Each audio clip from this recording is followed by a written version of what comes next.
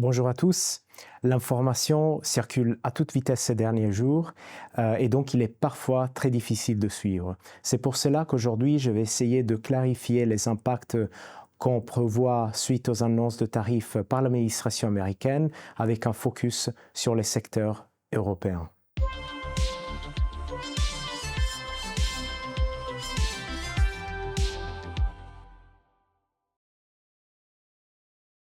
Si on regarde au secteur de la consommation, il y a trois segments qu'il faut analyser. Premièrement, il y a les sociétés qui ont une chaîne d'approvisionnement internationale, à savoir Nike ou Adidas.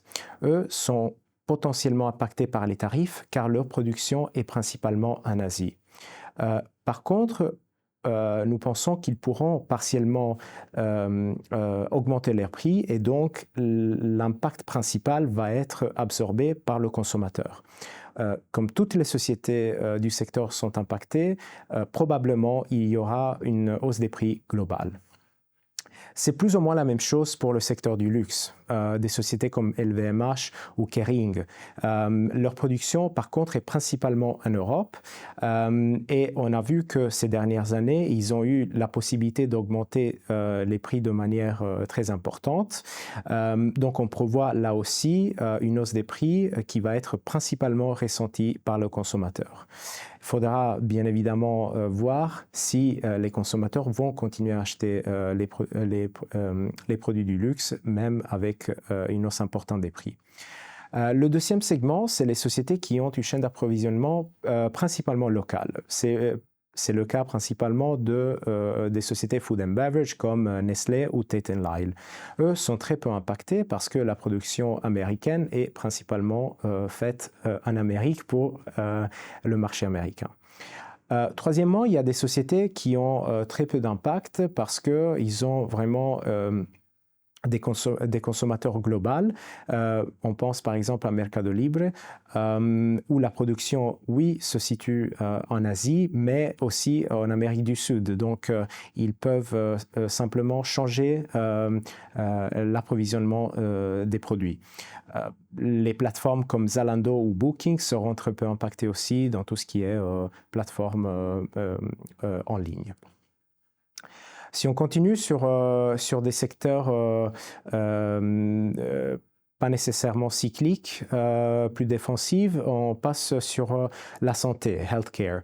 Le secteur de la santé, pour le moment, il n'y a pas eu d'annonce par l'administration concernant les tarifs sur le secteur. Par contre, Trump a déjà dit qu'il y aura quelque chose dans les prochains jours. Pourquoi le secteur de la santé, les big pharma sont ciblés par l'administration? C'est parce que la production des médicaments des sociétés américaines est principalement faite en Europe, à savoir Irlande, Belgique, Pays-Bas et la Suisse.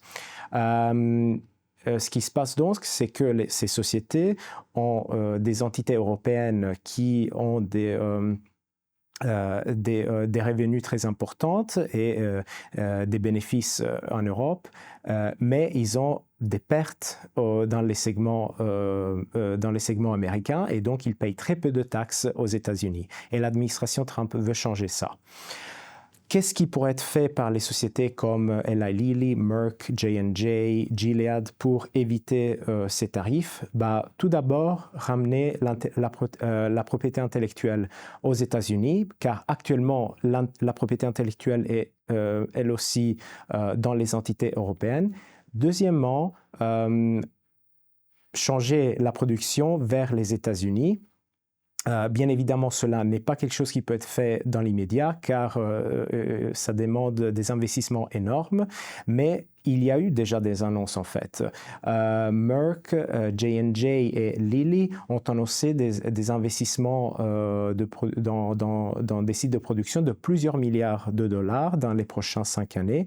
Et donc, ce type d'annonce est bien évidemment très bien pris par l'administration. On peut passer maintenant au secteur de l'industrie, donc on passe du côté cyclique.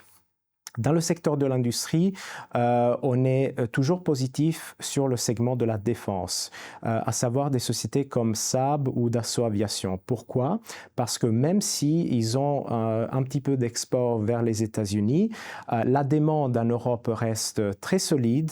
Le plan Rearm Europe est toujours en place. L'Allemagne va continuer avec leur stimulus fiscal très important et donc la demande européenne va éviter qu'il y aura des impacts négatifs sur les commandes pour ces sociétés.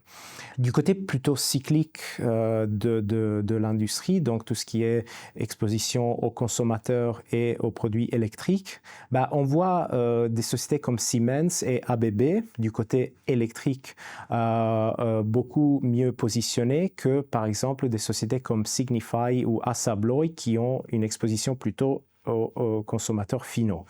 On passe peut-être maintenant au secteur technologique. Le secteur technologique a eu un